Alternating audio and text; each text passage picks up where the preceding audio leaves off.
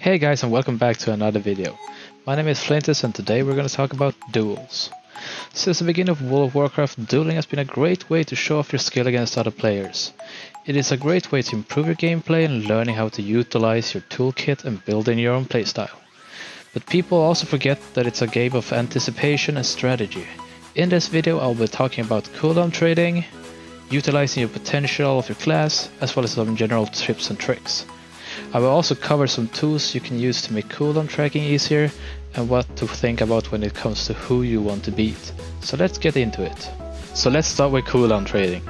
What is cooldown trading about? As a hunter, it could be opening on your enemies from a distance, forcing them to use their gap closers to engage you. But it can also be forcing a trinket with your freezing trap or using raw sacrifice against a warrior's recklessness. Trading cooldowns to your advantage will give you the upper hand and put you in a safer place when it comes to beating your opponent. So guys, let's get into the action. In the following clips I will also include a visual aid so you can see what's going on during the duels. Hope you enjoy! First off, we're up against a paladin, a hybrid with many tools including heals, blessings, damage immunities, and snare removals and stuns. The key to beating a paladin is using range to your advantage and focusing on shutting him down during healing and avoiding him during his Avenging Wrath ability.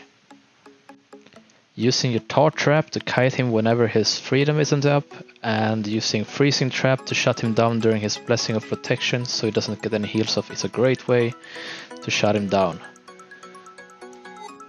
To counter his Avenging Wrath ability, which is his main damage increasing ability, I prefer saving Master's Call, Raw Sacrifice, an aspect of the Cheetah or Disengage. Basically because Paladin lacks a lot of gap closers, so if you can get your range up against him, he won't be doing that much damage to you.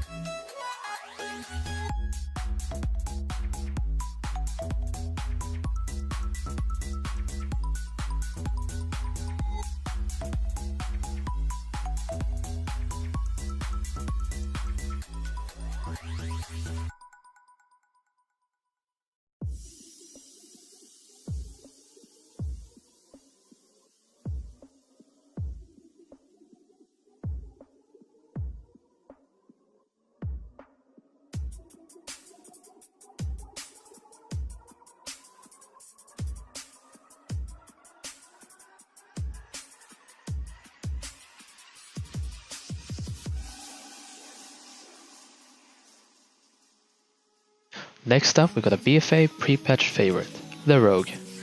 Rogues have always been the masters of dueling, due to the incredible toolkit including stealth, healing, stuns, disorients, slows and healing reduction. Rogues focus on dealing intense burst damage in combination with stuns and vanishing to reset the fight, which makes cooldown trading a bit of a hassle. Using Aspect of the Turtle and Mending Bandage to counter his Vendetta is a perfect way of mitigating some of his damage. Using Freezing Trap, Bait and Switch into a stun is a perfect way to get some damage up on him. Or simply using a Freezing Trap to trade for his evasion. The key to beating rogues is shutting down his damage. Without his defensive cooldowns, the rogue is a squishy class. So trading your defensives against his offensives is a great way of putting you on top. Using Disengage is a great way to counter the rogue's Shadow Step ability, which is going to make it harder for the rogue to stick onto you. In combination with Aspect of the Eagle, you can safely kill the rogue from a distance and turn the tables to your advantage.